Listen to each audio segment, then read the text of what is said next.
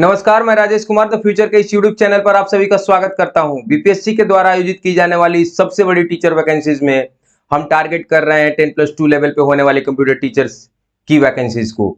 और computer teachers बनने के इच्छुक जितने भी उम्मीदवार हैं, या ये कहें तो जितने भी योग्य उम्मीदवार हैं, एलिजिबल कैंडिडेट हैं, उनके लिए हमने अपने इस चैनल पर स्टार्ट किया है प्रैक्टिस सेट का एक सेशन, यानी प्रैक्टिस सेट की एक कंप्लीट सीरीज, जिसमें हम 80 क्वेश्चंस का एक प्रैक्टिस सेट्स आप लोगों के लिए लेकर के आते हैं।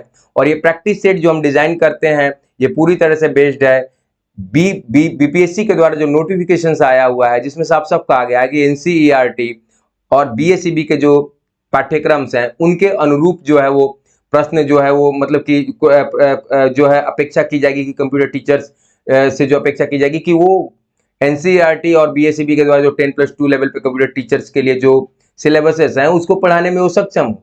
उनके डिफिकल्टीज लेवल को वो कहते हैं कि न्यूनतम योग्यता के अनुरूप होगा। तो निश्चित तौर पर इसी उनके क्लॉज के या उसी दिशा निर्देश के अनुरूप जो है वो हम प्रैक्टिस से डिजाइन कर रहे हैं, जिसमें एनसीईआरटी में मेंशन्ड 11-12 के सिलेबस और बीएसईबी के द्वारा मेंशन्ड 11-12 के सिलेबस, यानी कंप्यूटर साइंस के सिलेबस के ही आलोक में प्रैक्टिस से डिजाइन किया जा रहा है। हम कंप्यूटर फंडामेंटल से क्वेश्चंस ला रहे हैं, हम पाइथन से क्वेश्चंस ला रहे हैं, हम डेटा कम्युनिकेशन एंड नेटवर्क से क्वेश्चंस ला रहे हैं, आरडीबीएमएस से क्वेश्चंस लाए जा रहे हैं।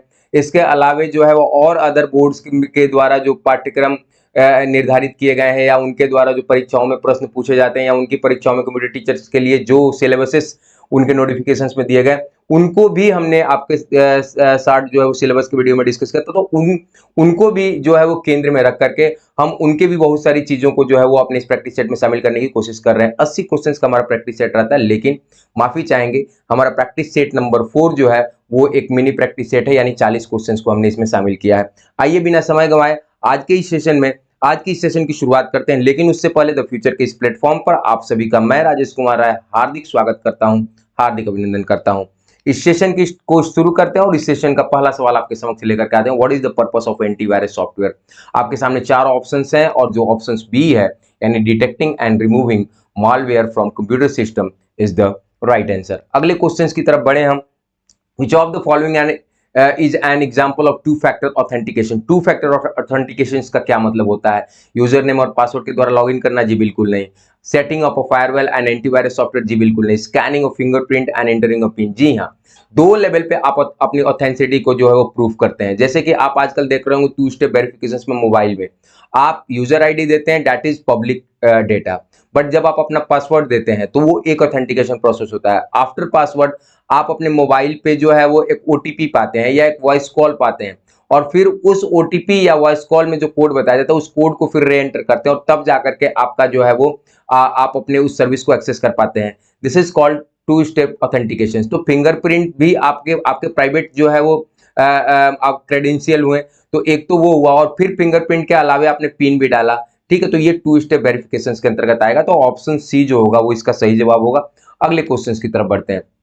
What is the most common purpose of brute force attack? Yes, cyber security एक मोस्ट इंपॉर्टेंट फैक्टर्स है, और आप देखेंगे कि एनसीईआरटी के सिलेबस में भी इसको जो है वो जगह दी गई है, और बीएसईबी के सिलेबस में भी इसको जगह दी गई है। तो साइबर अटैक से क्वेश्चंस आ सकते हैं, साइबर सिक्योरिटी से क्वेश्चंस आ सकते हैं, इमर्जिंग टेक्नोलॉजी से क्वेश्चंस आ सकते हैं, और हम लगभग कोशिश कर रहे हैं कि अपने प्रैक्टिस सेट में इन सारी चीजों से क्वेश्चंस रखें। हाँ, हो सकता है कुछ टॉपिक छूट जा रहे हो, तो उसको हम अगले प्रैक्टिस सेट में कवर करने की पूरी कोशिश कर रहे हैं। हमने जो सिलेबस की वीडियो में 17-18 सब्जेक्ट्स को डिस्कस किया था, सारे सब्जेक्ट से एक प्रैक्टिस सेट में क्वेश्चंस अरेंज करना ये संभव नहीं हो पा रहा है, लेकिन हम कोशिश कर रहे हैं कि जो सब्जेक्ट छूट जा रहे हैं उनको नेक्स्ट प्रैक्टिस सेशन में, ताकि आपको ज्यादा से ज्यादा प्रैक्टिस सेट कराई जाए और एक ओवरव्यू जो है वो बन जाए। साथ ही साथ जो है वो एक मतलब कि कहें तो आप थाउजेंड्स क्वेश्चंस के क्वेश्चंस बैंक बन जाए। तो दोनों ही फायदे, एक तो क्वेश्चंस बैंक बन जा रहा है, और दूसरा जो है हमारी प्रैक्टिस हो जा रही है, हम अपने आप को टेस्ट कर पा रहे हैं, हमारा असेसमेंट हो जा रहा है एग्जाम से पहले। तो नहीं होता है कि हम लोग बड़े से टूर्नामेंट खोलने के लिए जो है क्वालिफाइंग खेलते हैं, तो that practice session is a qualifying match की तरह होता है। जैसे कि आप मेन टूर्नामेंट में भाग लेने से पहले बहुत सारे प्रैक्टिस मैच खेलते हैं, बहुत सारे फ्रेंडली मैच खेलते हैं, कुछ लोग क्वालिफाइंग मैच खेलते हैं। तो प्रैक्टिस सेट्स जो होते हैं ये बिल्कुल जस्ट लाइक दिस, ठीक है। तो आगे कुछ जो है वो what is the most common purpose of brute force attack? ये जो डिनाइल ऑफ सर्विसेज को क्रिएट करने के लिए ब्रूट फोर्स जो है वो अटैक किया जाता है। तो इसमें क्या होता है, gaining unauthorised access to a network, एक नेटवर्क के किसी स्पेसिफिक रूट पे जो है वो अनऑथराइज्ड एक्सेस ले लेना और फिर उस रूट से ट्रांसमिशंस को बाधित करना, ये ब्रूट फोर्स अटैक के अंतर्गत आता है। तो ऑप्शन ए जो होगा वो इसका सही जवाब होगा। What does the term pharming refer to in cyber security? This is not farming, this is pharming. ये एग्रीकल्चर वाली फार्मिंग नहीं है। And the right answer is redirect website traffic और मैलिशियस साइट्स। आपको लगता है कि भाई आप एक ऑथेंटिक साइट्स पे जा रहे हैं, बट आपको रीडायरेक्ट, आपको दूसरे मतलब एक मैलिशियस साइट की तरफ ये कर दिया जाता है, और इसको हम लोग फार्मिंग जो है वो टैग करते हैं साइबर सिक्योरिटी के टर्म में। What is the purpose of security patch? क्या मतलब होता है? आप बार बार देखते होंगे, कभी ओएस का अपडेट आता है, कभी आपके एप्लीकेशंस का अपडेट आते हैं। भाई बार बार ये ओएस में अपडेट क्या आता है, क्या नया फीचर जोड़ा जाता है? तो नया फीचर जोड़ना तो एक चीज है, लेकिन आपको पता है कि बहुत सारे सॉफ्टवेयर या ओएस में बहुत सारे लूप होल्स होते हैं। कोई भी चीज जो है वो अल्टीमेट या पूरी तरह से कंप्लीट नहीं होती है, उसमें कोई ना कोई कमियां होती हैं, और उन कमियों का फायदा उठा करके साइबर जो है वो अटैकर्स जो है वो मतलब कि जो है वो उसका नाजायज फायदा उठाते हैं। तो जैसे ही ये चीजें संज्ञान में आती हैं, तो कंपनीज या आप कहें तो ओएस डेवलप करने वाली जो कंपनीज है, उसको उसके जो मतलब कि उसके लूपहोल्स को रिजॉल्व करने के लिए या उसको सॉल्व करने के लिए जो है वो फिर से फाइलें बनाते हैं, जिनको हम पैच फाइल कहते हैं, और फिर वो अपडेट के माध्यम से चीजें होती हैं। तो कहते हैं कि what is the purpose of security patch? And the right answer is fixing vulnerabilities in software to prevent exploit। याद रखिएगा, जो भी लूपहोल्स हैं जहां से आप ये कह सकते हैं कि एक भीतरघात की संभावना होती है, उन चीज़ों को जो है वो रोकने के लिए, उनको फिक्स करने के लिए हम जो है वो सिक्योरिटी पैच का इस्तेमाल करते हैं। आप देखते हो, आपने एंटीवायरस इंस्टॉल किया, समय समय पर वो एंटीवायरस अपडेट होता है। वो क्या अपडेट होता है? वो सिक्योरिटी पैच ही होते हैं, क्योंकि कोई भी एंटीवायरस मौजूद वायरस तक के हिसाब से तो सिक्योरिटी प्रदान करते हैं, लेकिन वायरस का कोई नया फॉर्म ही आ गया, तो उस केस में फिर से उससे मुकाबला करने के लिए उनको अपने आप को अपडेट करना होता है। जैसे आप जरा सोचिए, बहुत सारे वायरस अटैक को तो हमारा शरीर झेल नहीं जाता था, लेकिन एकदम नया वायरस आया, कोरोना वायरस, और फिर हमारे अंदर एंटीबॉडी बनानी पड़ी, फिर से पैच फाइल इंस्टॉल करनी पड़ी। कुछ लोग जो है वो इन्फेक्टेड होकर के उस पैच फाइल को या उसके हिसाब से एंटीबॉडी, किस लोगों को टीकाकरण के द्वारा, तो टीकाकरण जो हुआ that is the security patch, ताकि आपके पास कोरोना से संबंधित जानकारी हमारे पास नहीं थी, तो हमारा शरीर जो है वो उनसे लड़ नहीं पाता था। तो पैच फाइल के रूप में हमारे शरीर में जो है वो इंजेक्ट किया गया जो हमारा टीका, और जिसके वजह से जो है वो अब कोरोना वायरस से अब लगभग लगभग हम दो दो हाथ करने के लिए पूरी तरह से तैयार हैं। तो यही रीजन है, सिक्योरिटी पैच क्या करता है, तो फिक्स करता है उस तरह के जो है वो लूपहोल्स को, जिनके वजह से जो है वो आप कहिए तो अनवांटेड चीजें होने की गुंजाइश जो रहती है उसको कम किया जाता है। अगले क्वेश्चन की तरफ बढ़े हम। What does the term zero day vulnerability refer to in cyber security? And the right answer is B, a vulnerability that has not yet been discovered or patched, जिसको अभी डिस्कवर नहीं किया गया है या जिसको पैच्ड नहीं किया गया है, नहीं जिसको रिजॉल्व अभी नहीं किया गया, that is called zero day vulnerability, एक प्रकार का cyber attack. What is the practice of manipulating someone into performing certain action or divulging confidential information through indirect means called, and that is called a social engineering। ठीक है, इसको क्या बोलते हैं हम लोग? ये सोशल इंजीनियरिंग, किसी भी व्यक्ति के थॉट्स वगैरह को मैनिपुलेट कर पाना, समझ रहे हैं, उनके कॉन्फिडेंशियल इंफॉर्मेशन तक पहुंच करके, तो that is the social engineering. अगले क्वेश्चन की तरफ बढ़ते हैं। What is the term use to describe the process of disguising the true origin of malicious network traffic? And the right answer is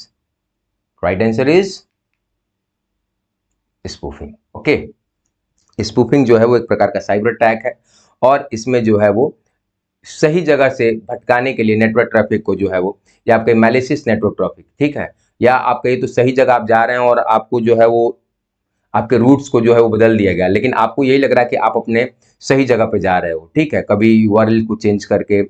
तो इस तरह की चीजें जो है वो स्पूफिंग के अंतर्गत आती हैं। अगले क्वेश्चन की तरफ बढ़ते हैं। विच of the following is a software vulnerability that allow an attacker to gain unauthorized access and control of a computer system, and that is called exploit? Option D जो होगा वो इसका सही जवाब होगा। अगले क्वेश्चन की तरफ बढ़ते हैं। What is the brute force attack in the context of cyber security? और सही जवाब जो है वो है an attack that guesses password और इंक्रिप्शन की थ्रू ट्रायल एंड एरर। ये भी ब्रूट फोर्स अटैक का ही एग्जाम्पल है। अनऑथराइज तरीके से नेटवर्क को अपने कंट्रोल में ले लेना, ये भी ब्रूट फोर्स अटैक का ही एक एग्जाम्पल है, जिससे कि डिनाइल ऑफ सर्विसेज वाली सिचुएशंस जो है वो क्रिएट करी जा सके। अगले क्वेश्चन की तरफ बढ़ते हैं। विच नंबर सिस्टम इज बेस 16? याद रखिएगा, कंप्यूटर फंडामेंटल से कंप्यूटर कोड हो गया, नंबर सिस्टम हो गया, इनसे संबंधित सवाल आपके रहेंगे ही रहेंगे। तो इस सवाल का सही जवाब होगा हेक्साडेसिमल। इस क्वेश्चन का सही जवाब होगा 4 प्रकार के number systems, binary, octal, decimal and hexadecimal. Hexadecimal का बेस जो होता है वो 16 होता है। अगले क्वेश्चन की तरफ बढ़ते हैं। विच number system is base 8 and octal is the right answer? इस क्वेश्चन का सही जवाब होगा ऑक्टल। अगले क्वेश्चन की तरफ हम बढ़ते हैं। The binary number 1101 is equivalent to which decimal value and 13 is the right answer? एक दिन हम लोग देखेंगे कि कंप्यूटर फंडामेंटल से किस किस टॉपिक को हमको कवर करना जरूरी है, सिलेबसेस के अकॉर्डिंग, एनसीईआरटी और बीएसईबी में जो चीजें मेंशन करी गई हैं उसके अकॉर्डिंग। तो हर एक सब्जेक्ट से संबंधित एक पूरा आउटलाइन का वीडियो आपके समक्ष हम लेकर के अपने इस चैनल पर आएंगे। अगले क्वेश्चंस की तरफ बढ़ते हैं। Which encoding scheme is commonly used for representing character in most modern computer and that is the unicode? आज के डेट में यूनिकोड का यूज किया जा रहा है कैरेक्टर को रिप्रेजेंट करने के लिए। इनकोडिंग आपने American standard code for information interchange, आपने बीसीडी, बाइनरी कोड, डेसिमल, इन सारे चीज़ों के बारे में जाना होगा, पढ़ा होगा। ये कंप्यूटर इनकोडिंग स्कीम्स हैं, लेकिन आज के डेट में सबसे ज़्यादा अगर कोई यूज किया जा रहा है दैट इज द यूनिकोड। अगले क्वेश्चन की तरफ बढ़ते हैं। How many bits are required to represent a single character in Unicode encoding? And right answer is 16 bit, यानी कि 2 बाइट। अगले क्वेश्चन की तरफ बढ़ते हैं। In which number system does the digit A represent the decimal value 10? और सही जवाब जो है वो हेक्साडेसिमल। हेक्साडेसिमल में 0 से 9 तक तो हमारे डिजिट होते हैं, इसके बाद हमारे कैरेक्टर्स होते हैं A B C D E F, और ए को रिप्रेजेंट, ए 10 को रिप्रेजेंट करता है, बी 11 को, सी 12 को, डी जो है वो 13 को, ई जो है 14 को, एंड एफ करता है वो 15 को, और टोटल मिलाकर के 16 जो है इनकी संख्याएं होती हैं, जिसकी वजह से हेक्साडेसिमल का बेस 16 होता है। अगला question. Which encoding scheme is used to represent characters in most email messages? And the right answer is MIME, MIME। अगले क्वेश्चन की तरफ बढ़ते हैं। अगला क्वेश्चन जो है वो, what is the rule of the scheduler in an operating system? Yes, operating system is the most, मतलब कि जो है वो इंपॉर्टेंट टॉपिक्स आपके सिलेबस में। तो शेड्यूलर का ऑपरेटिंग सिस्टम में क्या काम है? तो निश्चित तौर पर to allocate system resources to running applications, and A option is the right answer. What is the purpose of device driver in an operating system? Device driver का काम क्या है? तो भाई डिवाइस ड्राइवर जो है ये to control and communicate with hardware devices. Hardware devices को जो है वो आपस में कम्युनिकेशंस के लिए स्पेशली जो है वो डिवाइस ड्राइवर की जरूरत होती है। आप प्रिंटर का कमांड देते हैं, प्रिंटर का कंप्यूटर के साथ जो इंटरेक्शन होता है वो सिर्फ और सिर्फ डिवाइस, इसीलिए हम नहीं कहते हैं कि ड्राइवर इंस्टॉल करना है। कोई भी प्रिंटर आप अपने कंप्यूटर से अटैच कर दीजिएगा, वो काम नहीं करने लगेगा। उसके ड्राइवर, आप नया पेन ड्राइव भी लगाते हैं तो आप देखते होंगे कि एक इंस्टॉलेशन प्रोसेस इनिशिएट होता है ऑटो, लेकिन जब तक कि वो इनिशिएट नहीं, जब तक वो ड्राइवर इंस्टॉल नहीं होता, तब तक आपका सिस्टम जो है वो उसको रिकॉग्नाइज ही नहीं करता। जब तक रिकॉग्नाइज नहीं करेगा उस हार्डवेयर डिवाइस को, तब तक उसके साथ कम्युनिकेशंस का कोई मतलब ही नहीं, जिससे नहीं होता है कि जान ना पहचान और मैं तेरा मेहमान। तो जब जान पहचान ही नहीं है दो डिवाइसेस के बीच में, तो फिर कम्युनिकेशंस होगा कैसे भाई साहब? तो जान पहचान के लिए ड्राइवर का इंस्टॉलेशन जरूरी होता है। तो सो डिवाइस ड्राइवर का यूज ही है हार्डवेयर के बीच में कम्युनिकेशंस जो है वो को कंट्रोल करना। अगले क्वेश्चंस की तरफ बढ़ते हैं हम लोग। विच component of an operating system is responsible for handling user command and providing a visual interface? And सिल इज द राइट आंसर। अगले क्वेश्चंस की तरफ बढ़ते हैं हम लोग। Which component of an operating system is responsible for handling interrupt and managing communications between hardware and software? And kernel. Option A, kernel is the right answer. अगले questions की तरफ बढ़ते हैं। What is the purpose of a command interpreter in an operating system? Command interpreter का जो है वो operating system में क्या काम है? तो जो सही जवाब है वो आपका C, to interpret and execute user command and script. अगले क्वेश्चंस की तरफ बढ़ते हैं हम लोग। Which network device forward data packets between different network based on their IP addresses? And router जो होगा वो इसका सही जवाब होगा। अगले क्वेश्चंस की तरफ बढ़े हम। Which layer of the OSI model is responsible for reliable end-to-end message delivery? And the transport layer is the right answer. Data link layer node-to-node delivery करता है। अगले क्वेश्चंस की तरफ बढ़ते हैं। Which of the following is not a topology designed for a computer network? And disk, DISK, disk is the right answer. Option A, ring भी है, star भी है और मेश भी है, तीनों टोपोलॉजी है, बट डिस्क जो है वो टोपोलॉजी नहीं है, ये एक प्रकार का स्टोरेज यूनिट है। विच of the following is an example of transport layer protocol? IP जो है वो नेटवर्क पे काम करता है, एचटीटीपी जो है वो एप्लीकेशंस पे काम करता है, टीसीपी यानी कि ट्रांसमिशन कंट्रोल प्रोटोकॉल जो है वो एक ट्रांसपोर्ट लेयर प्रोटोकॉल है। बहुत गर्मी है लेकिन फिर भी कोई नहीं। बढ़ते हैं अगले क्वेश्चन की तरफ। टीसीपी जो है वो हमारा सही जवाब होगा। What is the function of an operating system? Operating system का फंक्शन क्या है भाई? To manage computer hardware and software resources, या to control execution of program, या to provide a user interface, या all of the above. All of the above, तीनों ही चीजें जो है वो ऑपरेटिंग सिस्टम के प्राइमरी फंक्शंस में आते हैं। तो what is the primary purpose of a compiler? Compiler का काम क्या है? To convert high level programming code into machine code. Yes, option B is the right answer. अगले क्वेश्चन की तरफ बढ़ते हैं। Which type of computer memory is non volatile and can be electrically reached and reprogrammed? And flash memory is the right answer. कौन सी मेमोरी? Flash memory. अगले question की तरफ बढ़ते हैं। What is the purpose of register memory in a computer system? And the right answer is to store data and instructions that are currently being executed. ये register जो होता है वो सीपीयू के अंदर होता है, ठीक है, सेंट्रल प्रोसेसिंग यूनिट्स का पार्ट होता है। जब हम सीपीयू के इंटरनल चीजों को देखते हैं तो उसमें हमको AU arithmetic unit, LU logic unit, CU control unit और उसके साथ साथ एक मेमोरी यूनिट मिलता है जिसका नाम होता है रजिस्टर। फास्टेस्ट मेमोरी है, याद रखिएगा। अगले क्वेश्चन की तरफ बढ़ते हैं। What is the purpose of register? ये सॉरी, अगला क्वेश्चन जो है वो हमारा, ये बढ़ते हैं अगले क्वेश्चन की तरफ, यानी question number 31। What is the data type of the variable x in Python if x equal to true? My God, right answer is string. TRUE क्या है भाई साहब? ट्रू क्या है? ट्रू एक प्रकार का स्ट्रिंग है, एक वर्ड्स है। तो डेटा टाइप क्या होगा? एक्स। याद रखिएगा पाइथन में जो है वो डेटा टाइप डिक्लेयर नहीं करते, वेरिएबल में वैल्यू असाइन करेंगे और उसी हिसाब से डेटा टाइप जो है डिफाइन हो जाता है। इतनी रिलायबिलिटी है आपको पाइथन में। तो एक्स की वैल्यू क्या है? TRUE, true. ट्रू क्या है? एक प्रकार से set of characters that is called string. तो STR जो होगा वो इसका डेटा टाइप होगा। अगले क्वेश्चन की तरफ बढ़ते हैं। Which data type is ordered and immutable in Python? And the right option is tuple. Okay, table का जो रो होता है टपल। अगले क्वेश्चन की तरफ बढ़ते हैं। What is the output of the following code snip in Python? x equal to 1 2 3 आप देख पा रहे होंगे। And print x 0 index, x के 0 इंडेक्स की वैल्यू क्या होगी? 1 होगा। 2 जो होगा वो पहले इंडेक्स पे होगा, 3 जो होगा वो दूसरे इंडेक्स पे होगा। बात समझ में आ रही है? जैसे एरे में होता है। हम कोशिश करेंगे कि पाइथन पे जो है वो शुरू से लेकर के लास्ट तक जो भी उसके कंटेंट्स हैं, जो भी उसके लाइब्रेरीज हैं, जो भी उसके जो है वो डिफरेंट डेटा टाइप्स हैं, लाइक टपल हो गया, लिस्ट हो गया, डिक्शनरी हो गया, ये जो चीजें, उन सब पे जो है वो एक जो है वो शॉर्ट्स वीडियोस जो है वो अपलोड करें। क्योंकि पाइथन को जो एनसीईआरटी ने अपने सिलेबस में शामिल किया और नोटिफिकेशंस भी एनसीईआरटी को फॉलो करने के लिए कह रहा है, इसका मतलब हुआ कि पाइथन से बहुत सारे सवाल बनेंगे ही बनेंगे। सो हम लोग कवर करेंगे पाइथन को। हम हर उस चीज को जिसको मेंशन किया गया है एनसीईआरटी और बीएसएफ सिलेबस में, कोशिश करेंगे कि आपके एग्जाम से पहले उनमें जो है वो उन पे जो है वो एक ब्रीफ वीडियो जो है वो लेकर के हम जरूर आए। अगले क्वेश्चन की तरफ बढ़ते हैं। अगला question, which of the following is used to define a block of code in Python? parenthesis, no square brackets, no curly braces, no indentation. Yes, option D is the right answer. अगले question की तरफ बढ़े हम। Which data type is used to represent a collection of key value pairs in Python? And dictionary is the right answer. अगले question की तरफ बढ़ते हैं। Which data type is used to represent true or false value in Python? निश्चित तौर पर Boolean, BOOL, यानी कि ऑप्शन ए जो होगा वो इसका सही जवाब होगा। यहाँ ट्रू और फॉल्स कोई स्ट्रिंग नहीं है, याद रखिएगा। ये बुलियंस मतलब यस और नो की तरह जो है वो इनका बिहेवियर है यहाँ पर। अगले क्वेश्चन की तरफ बढ़ते हैं। विच of the following is a mutable data type in Python? Order नहीं है, सिर्फ म्यूटेबल की बात हो रही है और जो सही जवाब होगा वो होगा लिस्ट, ऑप्शन डी। अगले क्वेश्चन की तरफ बढ़ते हैं। 38, question number 38। Which library is use to working with Excel file in Python? कौन सी लाइब्रेरी एक्सेल फाइल के साथ जो है वर्क करती है पाइथन में? XLRD, Open, PyExcel, Pandas, and all of the above is the right answer. याद रखिएगा लाइब्रेरी से बहुत सारे क्वेश्चंस बनेंगे। अगला क्वेश्चंस भी जो है वो पाइथन लाइब्रेरी पे भी ही बेस्ड है। अगला question, which library use for network programming in Python? Request, URL LIB यानी URL library, socket, all of the above, और ऑल ऑफ द एबव जो है वो इसका सही जवाब होगा। तीनों ही लाइब्रेरी जो है वो नेटवर्क प्रोग्रामिंग के लिए पाइथन में यूज करी जाती है।